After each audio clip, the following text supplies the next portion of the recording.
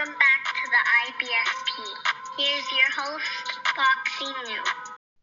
Dillian Whyte is more dangerous for Tyson Fury than Deontay Wilder. And look, let's break it down honestly and objectively as possible. You know, recently it's been announced that Dillian Whyte versus Tyson Fury for the WBC Heavyweight Championship of the World is going to happen next, and this is a fight that's been a long time coming. These guys have had a lot of back and forth. These guys have a lot of history, and Dillian Whyte is finally getting his title shot at the WBC title after all of this time. This is going to be one hell of a fight, but make no mistake, Dillian Whyte is no Deontay Wilder, and this is no easy fight for Tyson Fury. And look, let me break it down a little more. When you look at Dillian Whyte, a lot of people say, oh, Deontay Wilder was the true killer of the division, but yet his entire resume was full of cherry picks. Everybody he had fought was cherry picks. He had done nothing to improve or build himself, to prepare himself for an elite skilled fighter like Tyson Fury, and that's why he was exposed. I mean, we got to be honest.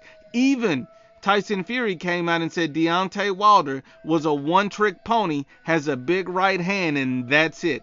All Deontay Wilder had was a right hand. That's it. You're not going to beat an elite skilled fighter like Tyson Fury, and you only have one weapon in your arsenal. Tyson Fury is going to take that from you, and you have nothing else to do.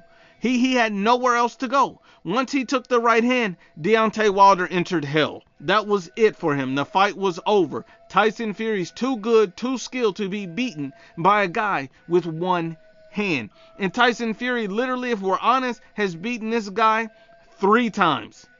3 times he's beaten Deontay Wilder. Make no mistake, Dillian Whyte is nothing like Deontay Wilder, and he's not a one-trick pony. He has different aspects of his game, and he's a very dangerous fighter. And look, you don't have to like Dillian Whyte, but you have to give credit where credit is due. Dillian Whyte does have knockout power, especially in his left hook. Dillian Whyte does have knockout power. Dillian Whyte also has a great jab. Dillian Whyte also has good defense. Dillian Whyte also has an elite body attack.